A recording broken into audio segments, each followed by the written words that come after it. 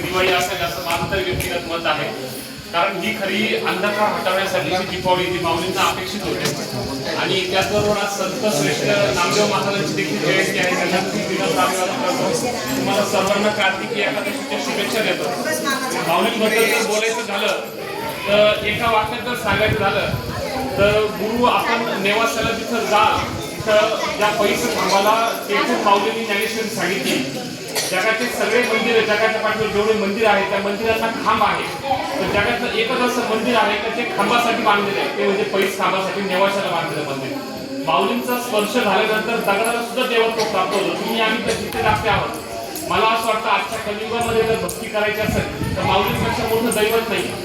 जे दगडाला देव पण देऊ शकतात ते आपल्याला आरामशीर देव पण देऊ शकतात. म्हणून मला कधीतरी वाटतं की नेवाशाला सुद्धा आपल्या सगळ्या लोकांनी गेलं पाहिजे सातत्याने.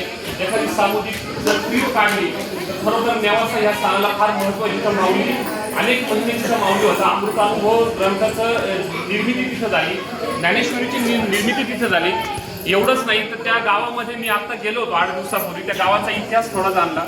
मोहिनी जो अवतार आहे भगवान विष्णूने ज्यावेळेस घेतला होता, ज्यावेळेस समुद्र मंथनातून अमृत निघालं होतं तर तो मोहिनी अवतार सुद्धा त्या गावात झालेला आहे. आणि त्या स्थानाला ज्ञानेश्वर महाराज महालया म्हणतात. महालया म्हणजे प्रलयानंतर जे स्थान तसंच राहील त्याला महालया म्हणतात. एवढं त्या स्थानाचं महात्म्य आहे. निश्चितच मला असं वाटतं या स्थानाला आल्यानंतर मला तीच फिलिंग वाटते. आपल्याकडे साक्षात ज्ञानेश्वर माऊली इथं आलेले आहेत या मंदिर रूपानिमित्त. आणि हे जे सेवेकरी सर्व मंडळी आहेत आपण सगळे एका परिवारातले आहोत आणि या परिवारामधून आपण ही छानशी अशी सेवा करतो. त्याबद्दल ह्या सगळ्या आयोजकांना ज्यांनी केलं त्यांना सगळ्यांना धन्यवाद देईन. आणि आज संत श्रेष्ठ नामदेव महाराजांची जयंती असल्यामुळे त्यांच्याच भाषेत आपण आपल्यासाठी मागायचं असतं ते एकच मागेल, अकल्प आयुष्य वादे तया कुळा माझी या सकळा हरीच्या दासा. कल्पनेची बाधा न हो कोणे काळी ही संत मंडळी सुखी असो. अहंकाराचा वारा न लागो राजसा माझ्या विष्णुदासा भाविकासी. नामा म्हणे तय असावे कल्याण ज्यामुखी निदान पांडुरंग.